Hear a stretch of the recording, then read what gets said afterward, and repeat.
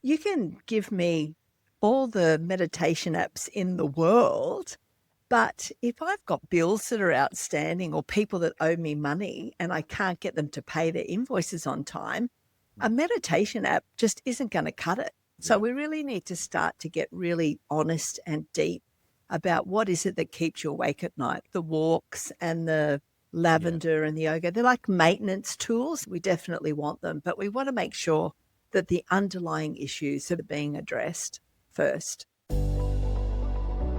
Welcome to The Focused View, the podcast for eye care professionals across Australia. Brought to you by Opticare. In each episode, we bring together leading eye care, optical and business professionals to share valuable insights, practical tips, and the latest trends shaping the optical business landscape. I'm your host, Michael Nasser, and together we'll explore innovative strategies for practice growth, patient care, and business success in the eye care industry. Whether you're starting your career, managing a practice, or just looking to stay ahead of the field, The Focused View is your source for inspiration and knowledge. Leanne, welcome to the show. Oh, hi, Michael. Thanks for having me. Yeah, I'm really excited to get into today's episode. What I like about today's episode is we're going to be speaking about something that isn't necessarily optical specific. It's a lot broader in context and a lot more, well, not a lot more important, but definitely as important as anything else that we can consider, I'm sure. So before we get going and dive into it all, can you tell us a little bit about yourself and about your journey? Yeah, sure. Well, look, I had probably before dinosaurs roamed the earth, I had a corporate background. And so I worked in very senior positions in HR and organisational development for quite a while, and then moved into small business. I'm the founder of the Australian skincare brand Billy Goat Soap. Started that in my kitchen. I think the first year probably only turned over about 24,000 in revenue, but by the time I sold it, 8 years later, was a multi-million-dollar business, selling in retailers all around the country and internationally, quite a number of international markets. So that small business experience really actually came at the cost of my mental health, such rapid growth year on year. The business had been slowing a bit thanks to the aftershocks of the GFC back in the day. And as that business slowed and I had tried every lever to sort of keep our head above water, I felt that it must be me, that I was a failure. And so I ended up not being able to work. I was diagnosed with situational depression. I had to take time off work. I couldn't do it. And during that time when I had insomnia, as you often do when you feel depressed, I would sit at my computer and type in small business owner in depression, entrepreneur not coping, small business owner feeling anxious, just to see what was out there that might help me. There was nothing out there. There's a lot out there for sports people, a lot out there for the general public. But if you're an entrepreneur or you're a small business owner, there really wasn't anything. So that kind of put me on this journey. And for the last 12 years or so, I've worked as a small business mental health advocate. And I've also worked as a lecturer teaching small business growth for the University of Newcastle. And I have worked as an advocate in this small business mental health area to make sure that there's more resources available for business owners.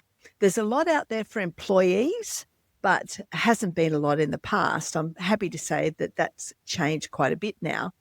And then in the last 5 years, I've actually gone off and done a PhD specifically looking at what are the unique stressors or challenges that face us as small business owners?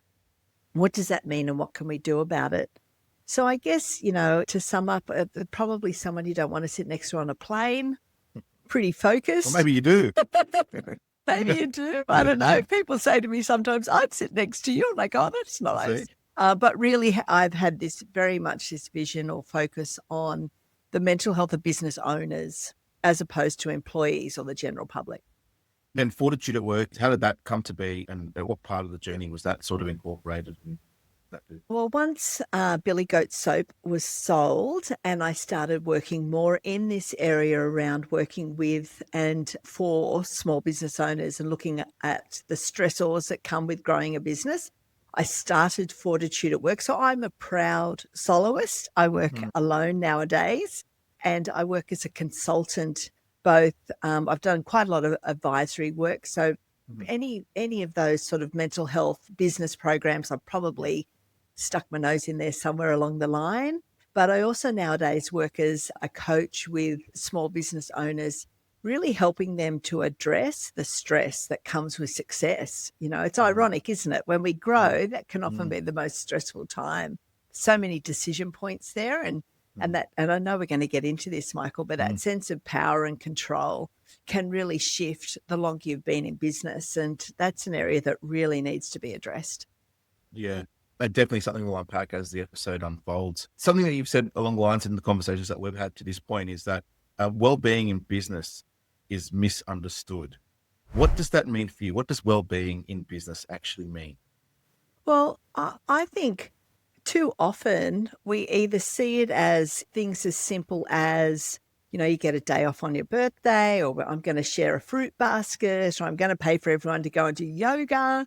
But in fact, it's far more complex than that. It's got a lot to do with the way we work at work and the way jobs are designed at work. And even though we know a lot about this in large organizations and for employees, I think the same can be said in very small businesses and even when we work alone. And so I think it's also about understanding that, particularly in small business and micro business, which would be, less than 5 employees, that's the ABS definition, particularly in those environments, we need to understand that it's not just about us and our business, but it's about our relationships with everyone who comes in contact with our business. So I guess like our business ecosystem. And it's not just a case of saying, oh, well, here's some great resources to help you not stress, go and check them out.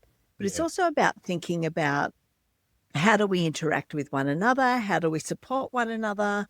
How do I feel when I'm in a business relationship with another business, particularly businesses that might be bigger than me? It's about considering that ecosystem, because that has quite a significant impact on our stress. And to be perfectly honest, like, you can give me all the meditation apps in the world, but if I've got bills that are outstanding or people that owe me money and I can't get them to pay their invoices on time, a meditation app just isn't going to cut it.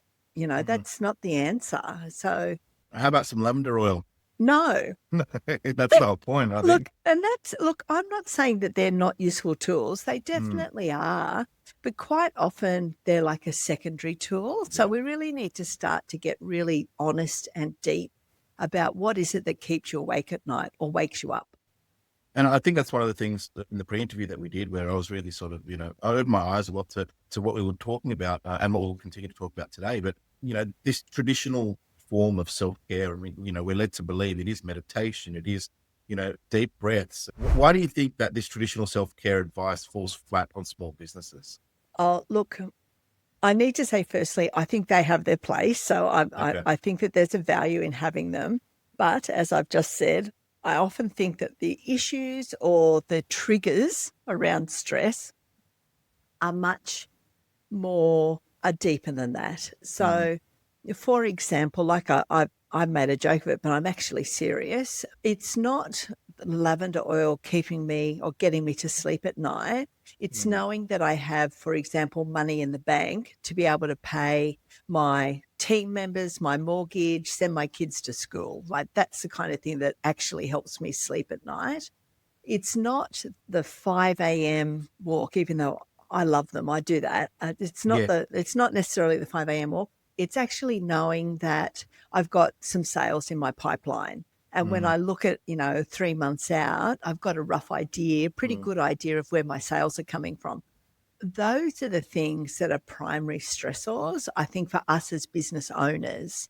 And once we understand that and we can work towards developing a mindset to address these sorts of triggers, then everything else, like the walks and the Yeah. lavender and the yoga, they're like maintenance tools. They're brilliant. We definitely want them, but we want to make sure that the underlying issues, the very pragmatic business issues, are being addressed first.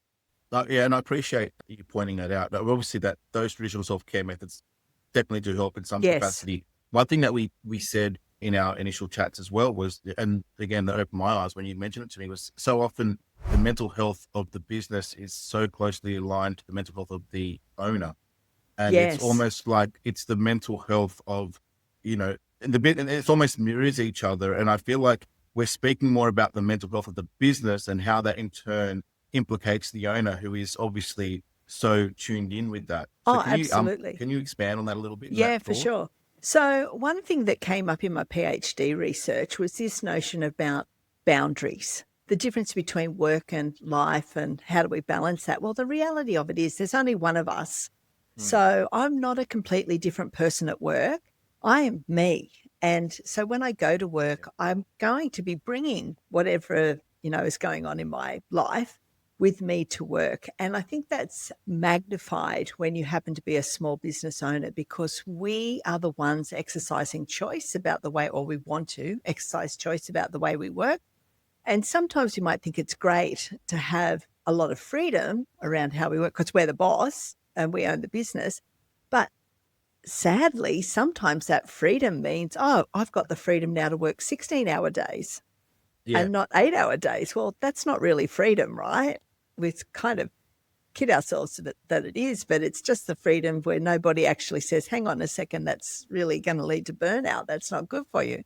So understanding this, we are who we are and what we bring to work. And if the small business owner is not feeling mentally well and strong, and look, mental health lives on a continuum. So we all go up and down. We all have good days and bad days. And I'm not talking about chronic diagnosed mental health conditions. I'm not talking about that. We need to see a doctor. We need a formal diagnosis. I'm talking about general days of feeling good and feeling not so good. We all have them. But I guess from a business owner perspective, if I'm not able to work, quite often the business doesn't work because I'm there wearing all the hats, doing all the things.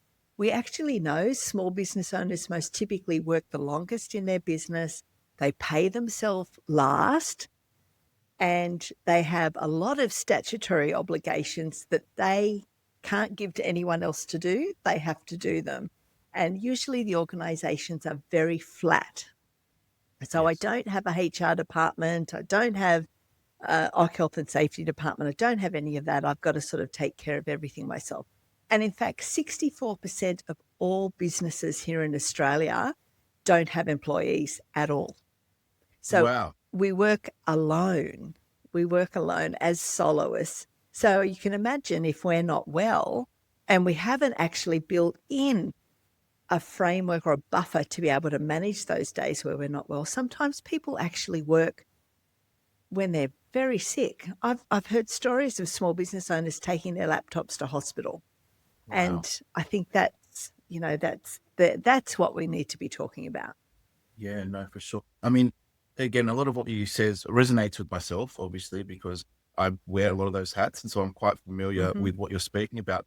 But more importantly, and for the purposes of the audience, I feel like a lot of optometry practice owners probably feel the same. So from your experience and what you've seen, how do you see the link for optometry practice owners, as well as, I guess between the way that they run their practice and how they might feel on a day-to-day point of view, knowing that they are, for the most part, small businesses, family businesses. There obviously is a corporate element and aspect to the industry, of which, we don't necessarily speak to a lot. However, our core audience is really that independent small business family owner. So what's the I guess the analogies or the similarities, that you see in that? Yeah, that's a great question, Michael. And in fact, I would probably start by saying the advice that I would offer a small business optometry practice versus, general small business from another industry would probably be the same. So for the business owner, I actually think it's really important to firstly identify just how in control, how much choice and flexibility do I really have in my position as the business owner? So if, for example, I take every Wednesday morning off because I like to go play golf, but on a Tuesday evening I get a last minute request from a big client, maybe a big corporate client you're doing some job for, some work for, and that means that you've got to change your Wednesday morning golf session. Is that okay to do, or do you feel a bit resentful because you sort of can't say no to those customers? You worry that you might actually lose the business if you say no. So start to actually think about the relationships that you have. If a staff member is unable to come to work one day because they're unwell, how does that affect the business? What practices do you have in place to be able to cope? Are you beholden to that staff member? Do you have systems in place to be able to cope without that? All of those things actually link to your sense of control that you have over the way you work and how you work. And if there's areas where you feel that you're lacking control, so if things don't go the way that you hope or expect them to, and then you find yourself working extra hours, working harder, working longer than you've ever planned, then they can be red flags that you may be starting to feel some degree of stress at work. And then that's the sign to take a step back and go, okay, well, what actually do I need to put in place? Is it my mindset where I go, hang on a sec, I'm driving the bus here. What are the things I need to do to drive the bus? Or am I constantly catching up to the bus going, hang on a second? Or is it your systems and practices? Is it clear client agreements so that any demands that are made outside of a client agreement can be discussed fairly and equally using the agreement as the document? So there's a whole range of systems that we might say, do I have all of those that actually give me a greater sense of controlling how I work? Because ultimately, and you can probably relate to this, Michael, it's certainly the case for me, one of the reasons why I love working for myself is because I do think I have flexibility. I have a little bit of flexibility and choice in the way that I work, and that makes it worthwhile for me. That element of risk in being a business owner kind of makes it worthwhile for me. But when that doesn't work and when I lose that flexibility because I've got a client that changes a deadline or wants to meet me at 6:00 when I really wanted to go to my kid's soccer game, when I lose those choices, that's the risk that I could become a bit stressed. Well, it's definitely a conflicting, continual battle that happens with regards to, and every situation is obviously different depending on the circumstances. In your research, and we've already started to speak about it, you speak a lot about the link between power, control, and clarity. And obviously we've touched on the essence of that, at first instance.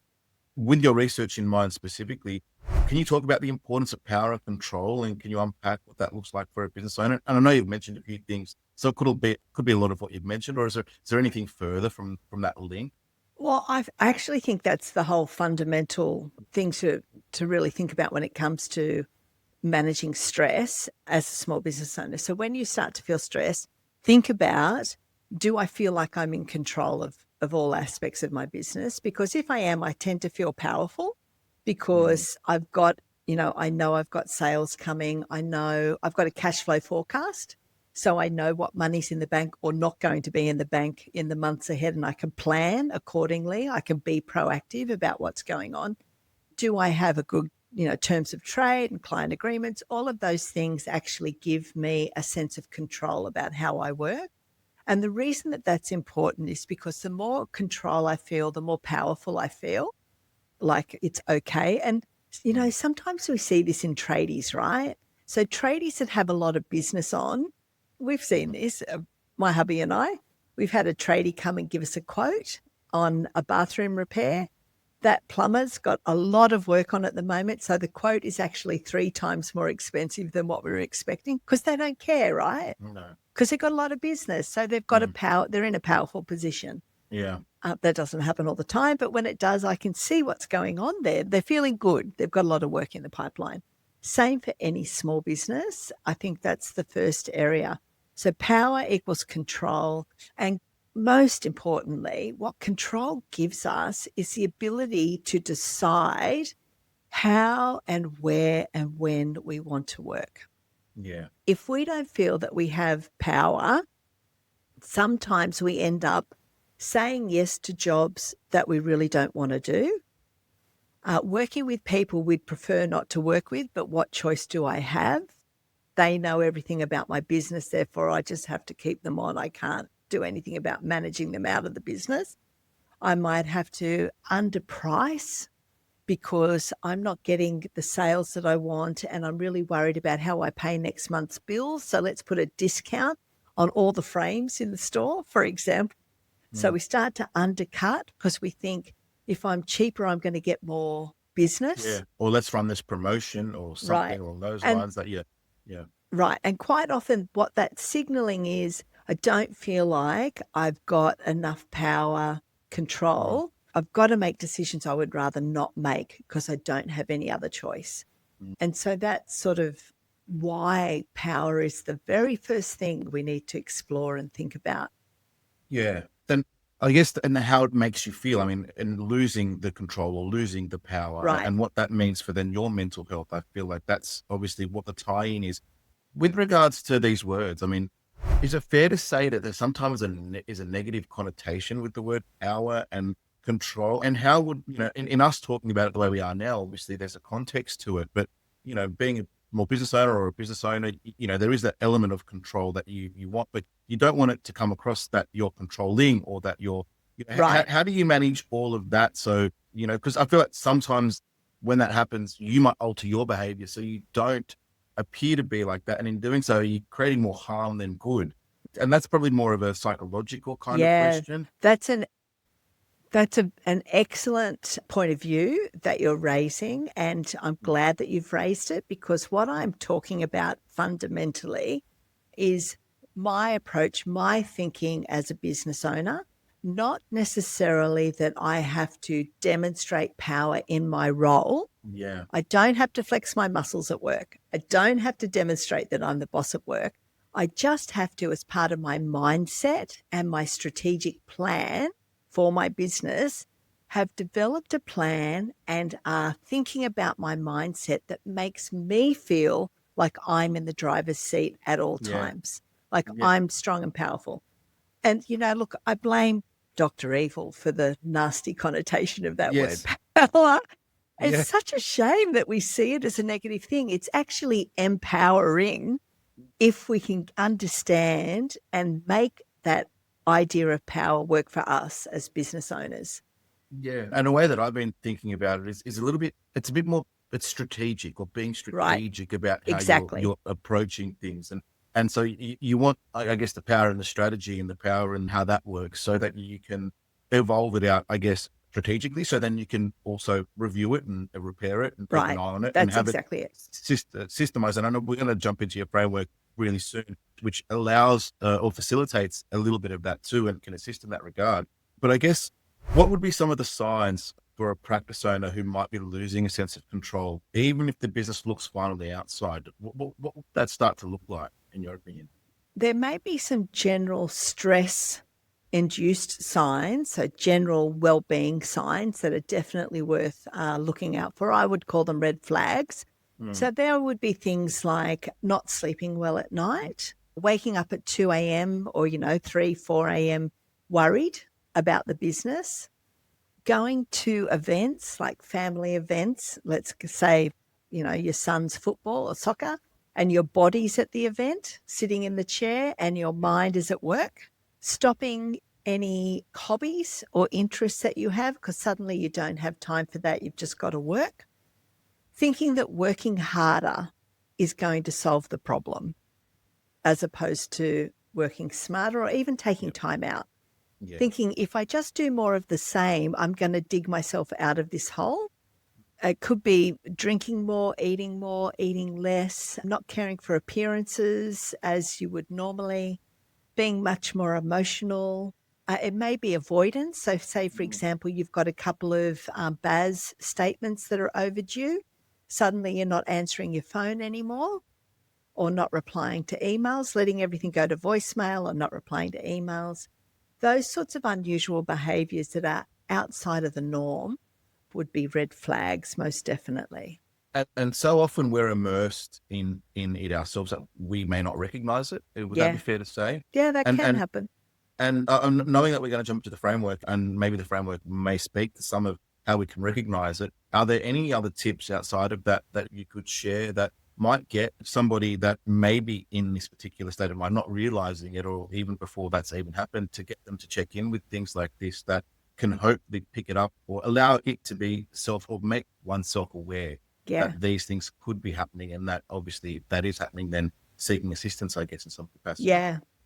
Look, I always say the very first step, Michael, is to be as honest with yourself as you can be. So we do tend to know, we're adults, we do tend to know when something's on our mind, and you can only push something down inside for so long before the volcano actually erupts. And so my very first step would be to advise people to be brave. You're actually not alone. So worry and stress is part of all of our lives. So get honest first to say, oh, you know what? I am waking up at 4 a.m. and I can't stop thinking about work. And then I would advise either talking to somebody you trust that has got your ear, that would listen to you, or go to see your doctor, talk to your doctor about what's going on. Call Lifeline, speak to a trained counsellor at Lifeline, and just check in. You don't have to be in crisis, by the way, to talk to someone at Lifeline. You can just call for a chat. You imagine or you any want to of get the in other before the services. crisis occurs. So the good thing about that Yeah. is, and there's no taboo into that at all. Do what you've got to do, so you're avoiding it. Oh, exactly. Right. There's an excellent service too, I should say, which is hosted by Beyond Blue, but it's called New Access for Small Business Owners. All right. And I love it. It's a free coaching service. You get 6 free business coaching sessions with business coaches who understand what it's like to be in business, but they also have some mental health training and education behind them. So they're great to talk to because they'll get it straight away. Yeah. And then they'll also be able to identify if perhaps you need some more help and more formal help and support, or if it's just, a business here. And they'll refer you to someone else if needed.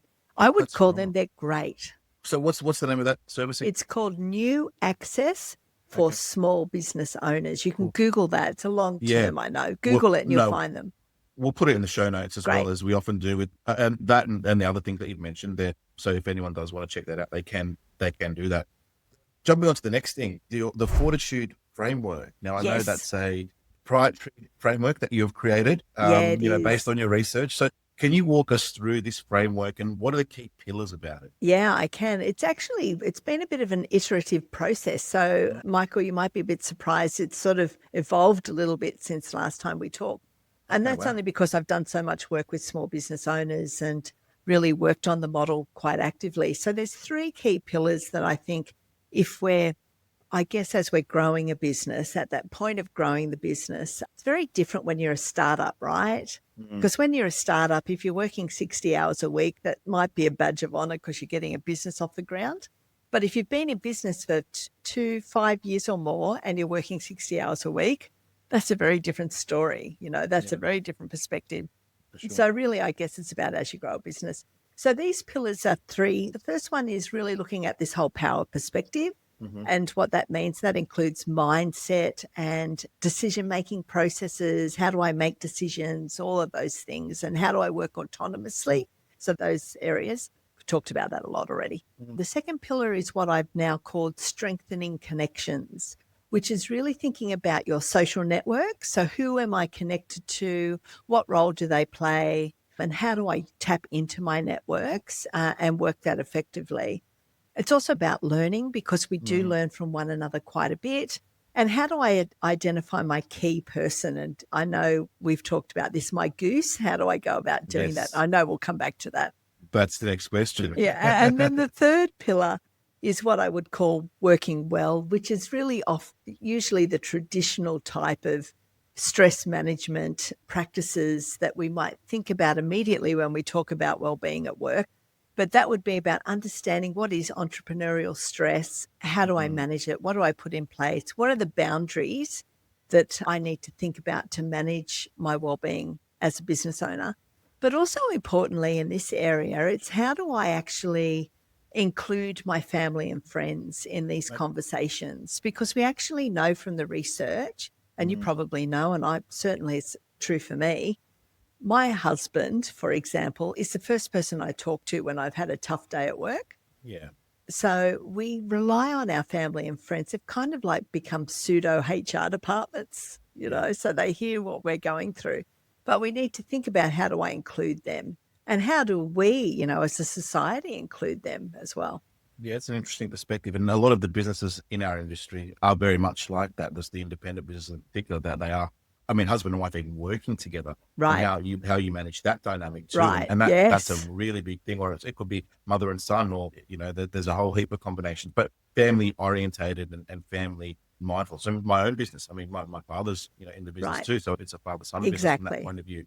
And how you manage all that sort of stuff. But then the importance that it plays if they're not in the business, because like you said, even though they're not in the business, and you are the business, when you go home, how does it affect them? And being mindful of that too is a really, I guess, interesting thought that we probably just take for granted with regards to the effect it has on them and how they might stress and care for you too. So it's an interesting perspective. You mentioned finding your goose. Yes. All right? And so there's a goose out there, and normally when I call someone a goose, it's not necessarily a pleasant thing. However, I think in this instance, we want a goose. We want to be a goose, right? Yeah. Yeah. So we can expand on this concept that you have of a goose. And what is it? And are they different from, say, a mentor or a coach? Yes, they're very different. Very different.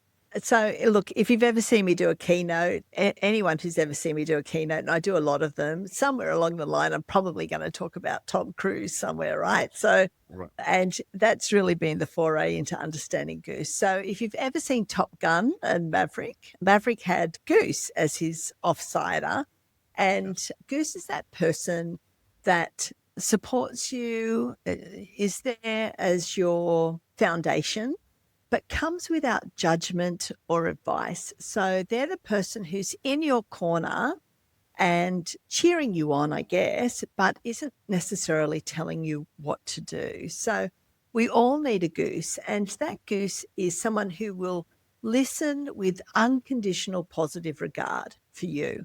So you might have a goose that allows you to, maybe you've got to have a hard conversation with a staff member.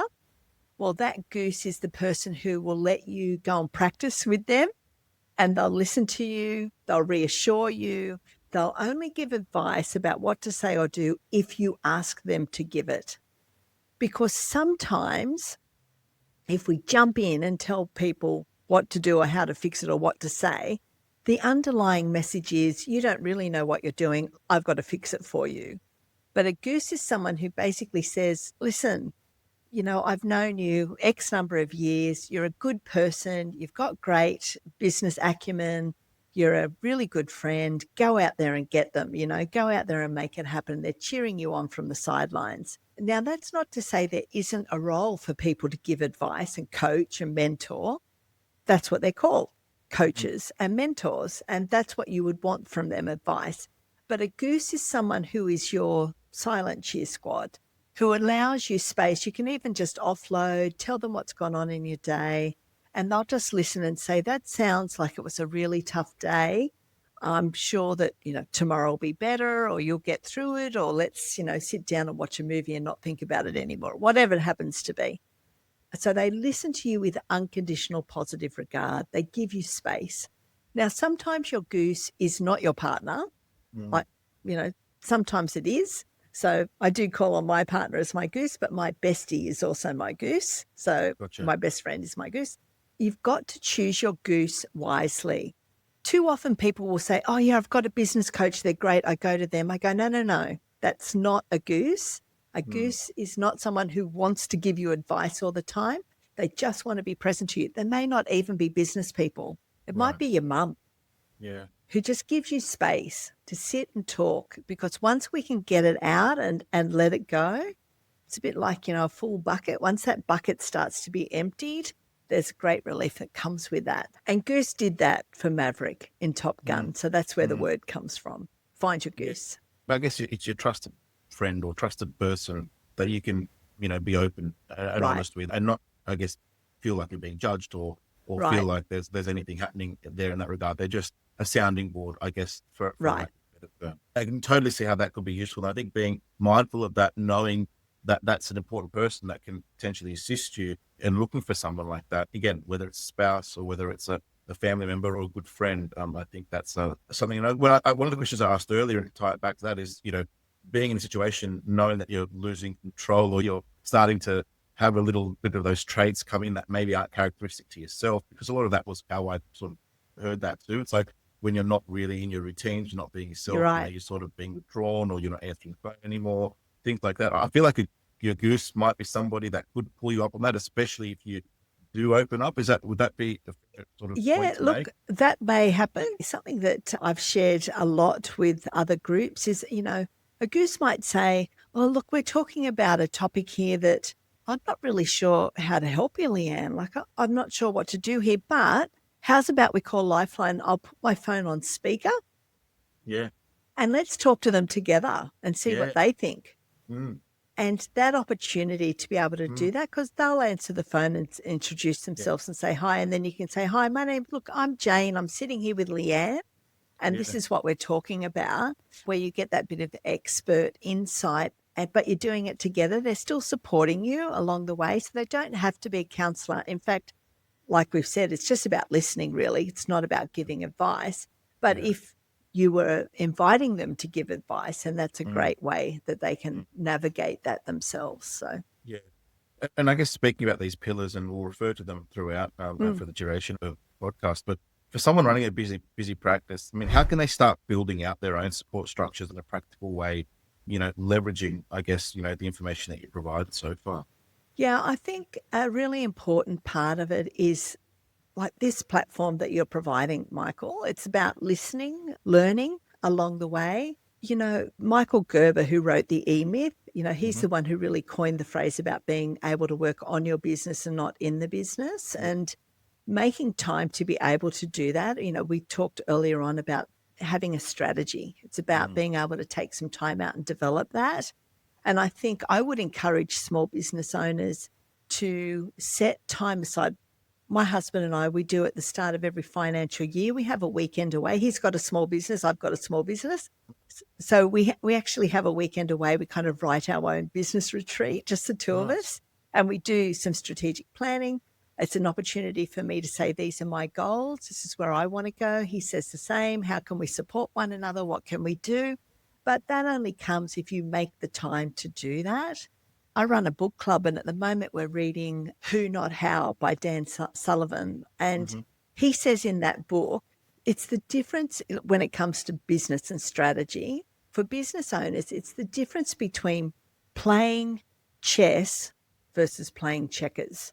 Okay. And I think that's a brilliant statement. It's about, how do I really get strategic about the way I run my business so I feel good about my business? And that's definitely a chess game, isn't it? It's not checkers. Absolutely. Checkers is the, whatever comes along, but chess is clever. It's very clever. Yeah. That word strategy that's popping up again. So if we look back to your work with business owners, and you've mentioned, that you've been with quite a few with a few lately, and obviously that's been changing the pillars around and developing since we last spoke.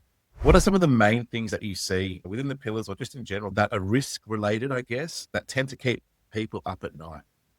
Yeah, look, I think I've touched on a few. So most definitely, what are the key things I need to know about my business that helps me make really good decisions? I think that's a really important one. So, for example, Xero just released their small business report last week it was. The accounting platform Xero. Yes, the accounting platform Xero. It's available on their website, definitely worth checking out. The thing that surprised me significantly about that report is that only 30% of all small business owners surveyed actually have an exit strategy. And I would see that as a major risk factor, because what an exit strategy does, and you might not be planning on exiting for 10 years, that's fine. That doesn't matter. That's the strategy, right? That's right. And what you would be doing is, if you have an exit strategy in mind, that's what I did for Billy Goat. Once I had that exit strategy, any decisions I made along the way about growing my business, the question was, will this help me achieve my exit? And if the answer was no, then it probably wasn't a good decision to be making at the time. Yeah. So definitely not having an exit strategy, I think, is a risk. Absolutely. not understanding your numbers well and not making time to understand your numbers is definitely a risk, because really, if we're not selling our most profitable items the most often to help fund the kitty, then what are we doing? So if we don't even know what our most profitable items are, our most profitable frames, our most profitable services, if we don't actually really understand that, how are we making strong decisions about sales strategies even? So understanding that becomes really important. Knowing the financials is really important. Having clear terms of trade and client agreements are really important. All of those things are actually equal stress reduction. So that's the kind of, I guess, risk analysis I'd be looking at. Do I have these fundamentals? Do I know these fundamentals in my business? I'd start there first. And then, of course, there's the obvious risk management process about where's most of my work coming from? Am I too dependent on one or two clients? What happens if they fall over? What do I The do? dependency. Yeah. Yeah, but there's a question I've got that specifically on that while we're speaking about it, and it goes to one of the other, I guess, aspects that could keep people up at night, and it's to do with lack of sales diversity and dependency. So Right. dependency on team members or dependency on customers. Now, I guess for context, optometry practices invariably, majority of their sales are coming through the sale of frame and lenses. There isn't, again, everyone's a little bit different, but for the general, because it's a bulk build component, which is the eye test and the consultation, there is obviously a limited scope for income from that point of view. It is bulk build. There are more and more independent practices specifically that are starting to private bill, which means that they're taking a fee for the consultation, which is definitely the way to go. But that's Yes. a matter of opinion. But ultimately, again, in the nature of our business, it's not like we can sell T-shirts or I'm sure you can try, but don't know how successful you'd be, or you can't sell other things. So the diversity with regards to sales diversity, it is relatively limited, but there is a whole heap of things that can be done within the context of the industry. But I guess just keeping that in mind for context, how does that lack of sales diversity or team dependency or dependency on customers quietly erode a business's well-being? And I guess what are some tips that we could do to kind of avoid that? Yeah, great. Look, I think that comes back to control, doesn't it? Just how in control. Am I calling the shots, or am I dependent upon discounts, promotions, whatever it happens to be, to try and generate sales within my practice?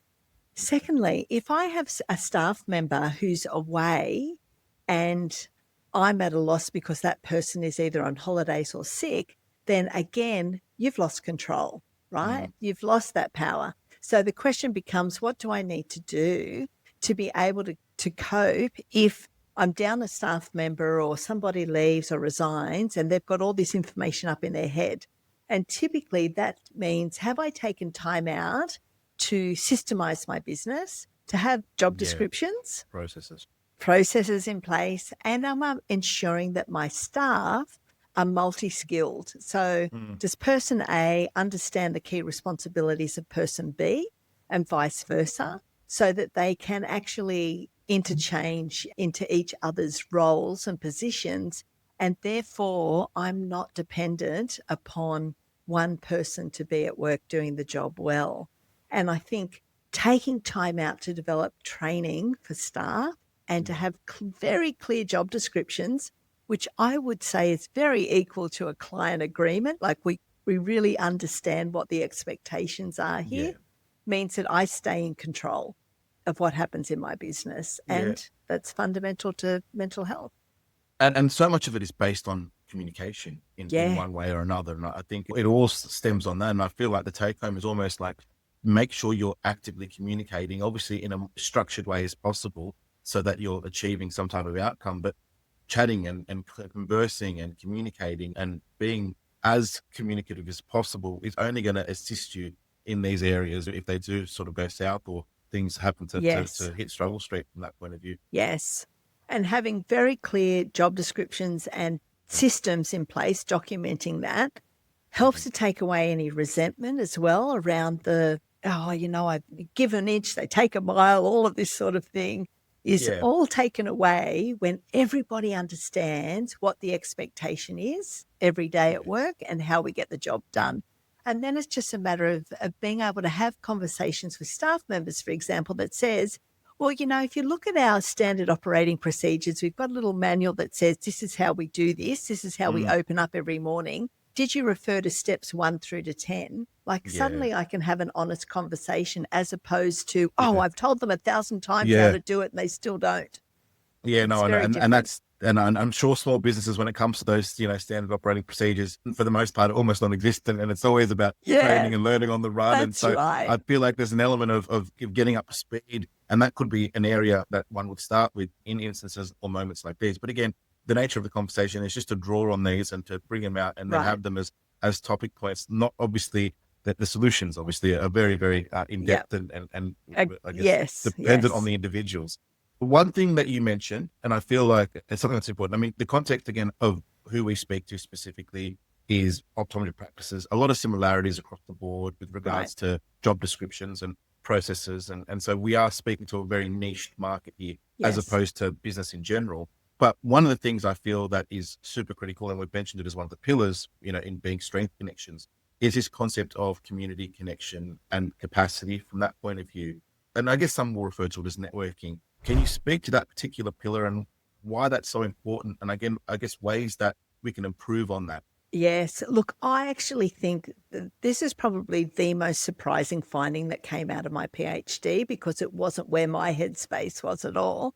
Like I've said, we all have good and bad days. We all do. But those that really managed to thrive at work were the ones who said, I've got a good community around me that I tap into when I need some either support or I need some advice. And what I found was really interesting was the number of small business owners who actively go to their business networking breakfast or to their chamber lunch or whatever it happens to be, but they're actively engaged in their small business community around them with where they're based because they get a lot of, I would call it incidental learning from other people that go to those breakfasts. So it's not even about they're not going to make a sale or increase sales, although that happens, but they're going actually to just normalize the experiences that they have in their small business. And the other thing they're doing at these networking events is that they sit down and learn about something that someone else is going through that they could do themselves. So like I had instances of people say, oh, look, when I go to my networking thing, if I sit next to, an accountant, I'll ask them, I'm having trouble with this in Xero. Can you help me, please? And they'll get a response straight away when they need it. So it's about that incidental learning that is just so powerful. And the other area that came out of was association groups.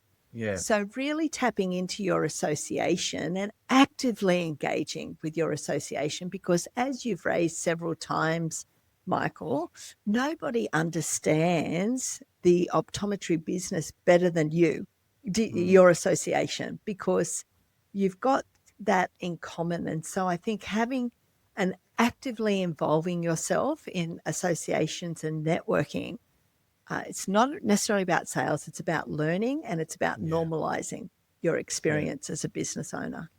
And what would you say is the main difference between networking or connecting? And are they the same thing or can you view them as two separate things? Oh, I think networking is another word that's just had such a bad reputation, like it's a bit like power. Those two words are just so sad. I think traditionally we've sort of imagined networking is I walk into a room and I make small talk and I give somebody a business card and hope that they give me business later on. But I really think that model has changed now, which is why I think connecting is a better word. So networking has that old traditional, a lot of people don't like kind of connotation. There's something, just not right with that. But whereas connecting, it's actually going to what we would call a networking event, but it's not necessarily to get sales outcomes. It's just about hearing people that understand you and talking to people who get it. And they're other small business owners. Yeah. And I like how you distinguish between your locality. A lot of independent practices and most optometry practices are local businesses, whether they're a corporate or whether they're an independent. They're generally servicing between a 5 and a 10 kilometer radius. This is metro. Obviously, rural can be a lot different, but effectively it still is the community that they're in. But there is that aspect of connecting with your community at one level. from a location point of view, but then also your business community too, and Right. business or industry, I guess, community and associations. And our industry is a little bit unique because it's made up of optometrists for the most part, Right. with regards to the clinical side. But there is also then the optical dispensing, which is the sale part now, Uh-huh. which is not an optometrist can do it, but traditionally the sale of the frame and the lens selection is done by the dispenser. And now dispensers, and this is a little bit of, I guess, intricacies within the industry itself, can be effectively anyone. You actually don't need to be trained to do that. There is no registration required. What that does, and now again, going back to the point that 60 to 70% of income generated in optometry practice is from the dispenser, because they're the ones that are selling the frame and then selling the lenses and the options. It does create a very interesting dynamic in that a large portion of the industry doesn't have an association, or it doesn't have. Now, there are more and more, but it's not something you have to do. In theory, anyone can be taken. It's almost like a retail position, for lack of a better term. But there is more and more with regards to our industry, with groups and associations. And I'll mention a few of those in the notes so that people can refer out to them. But I think having that context that there is two types, I think is really critical. And working both of those, I think, is a really positive thing. And maybe that's where you find your goose too, potentially, Could well be. Now, as we sort of start to wrap up today's conversation, which I really enjoyed, I mean, it's definitely a little bit of a different context to the conversations I have, but it's just so important when we're speaking about mental health and our well-being and our mindset. If someone is, listening today and they're realizing, oh, I've been neglecting my mindset a little bit, I've been neglecting the well-being, a lot of things that you're saying, or not even a lot, maybe there's been a few things that have resonated with me. What's one small step someone can take that can, I guess, get them in the right direction, or get them working on this particular aspect of themselves? Oh, look, there's so many opportunities really, but I think it comes down to learning in whatever way works best for you. So, for example, I run a book club, right? So I was asked many times to do it. It's just business books, but we take 8 weeks to look at just one book. So there's no pressure around that. So it might be learning, and there is no doubt that the more skilled and confident I feel as a business owner, the more power I have, the more decisions I make, right? Because I've got the skills under my belt. I know what's going on. So actively pursuing learning, doesn't matter how many years you've been in business. I've been in business 25 years now, and I'm still learning. So can't rest on your laurels. You've got to keep going. And you mentioned you've been in business 25 years. You've started a business successfully, you've sold it, you've started another business, you've done a PhD in between. If you're reflecting on your time thus far, what would be one mindset shift that's had the biggest impact on the way you view success in business? Yeah, that's a great question. It's this: I am not my business.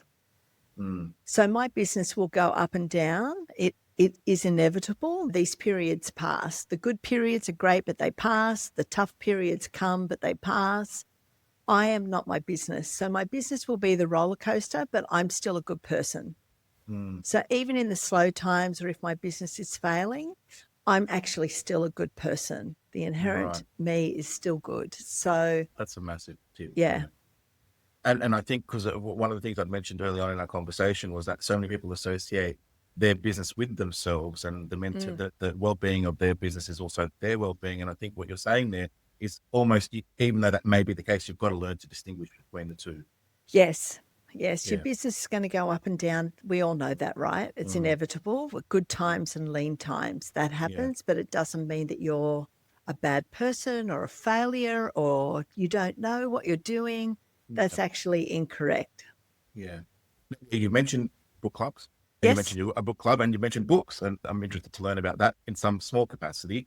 What books would you recommend for business people, or, small business people specifically? You did mention one. Maybe I can get you to mention that again. But are there any other books, I guess, that anyone can go and seek out, just from your experience, that have been, I guess, impactful to yourself? Yeah, I guess it depends on what stage of business that you're at, but most definitely the E-Myth. So that's the one we just talked about with Michael Gerber.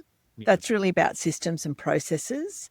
There's an excellent business money mindset. It's called Become a Business Money Magnet by Justine McLean. And she's actually an Australian bookkeeper based up in Queensland. Wow. Had her own experience with the ATO and a massive debt, and that set her off to sort of go and explore this whole financial sector. That book is brilliant, particularly in professional services. where Okay. it comes to looking at pricing, for example, but she also looks at your mindset, the way you approach money. I would definitely recommend that book. It's brilliant. Most definitely, Yeah. Carol Dweck's Mindset is a great one. The Big Leap by Jay, can't think of their surname. You don't well to remember them. The Big Leap is fantastic. It's an excellent Okay. one. Of course, anything with from Brene Brown, Okay. because that's self-reflection, and that's Okay. really she really gets you to think honestly about the mask or the bravado that we might have. So she's Yeah. it's very gentle to think about examining yourself. Mm. So there's quite a Mm. few there. Yeah, no, I appreciate that. And we'll put those in the show notes too. And I feel like you've given us so many insights and tips from that point of view that, people can go out and learn more, reach out to those respective, services or books, because that's again, the essence of the podcast too, is really to share information, to share knowledge, to Great. get people just it's that one thought, it's that one trigger, and all of a sudden it snowballs into something else for the better and to improve oneself as an individual, as a business owner. I feel like, these are the conversations that can help, and hopefully in some capacity it's done that. Definitely with regards to what you've mentioned today, it's been phenomenal. So if there's anyone that's listened who's resonated with what we've discussed, how can someone reach out to you? How can they contact you? How can they find out more about what you do? Yeah, sure. Well, you can go to fortitudeatwork.com.au. You'll find me there. You'll find details of the book club there. You can book an hour coaching session with me without any long commitments. So you can just do a single hour at a time if you want to. Or you can do a longer program where we address these 3 pillars over 3 months. So all of that is in the throes of all being made available via the website. Or you'll find me on LinkedIn as well. You'll definitely track me down, Leanne Faulkner, Dr. Leanne Faulkner. The only person I make call me doctor is my husband. But Yeah, fair anyway, enough. you'll find me on LinkedIn. And you're more than welcome to connect with me there as well. So I'm very active on LinkedIn too. Cool. And we'll have those links available in the show notes too. So if anyone does want to reach out to Leanne, feel free to jump on the show notes and see those and click away and get in touch with Leanne. But Leanne, thank you so much for your time today. It's been really insightful and I've really enjoyed the conversation. Oh, It's been thanks. so much. Thank you so much for having me. It's been a terrific conversation. Stay connected by subscribing to The Focused View and visiting our website www.thefocusedview.com.au for additional resources and episode summaries. We look forward to your company again in our next episode. Until then, keep focused. I'm Michael Nasser. Bye for now.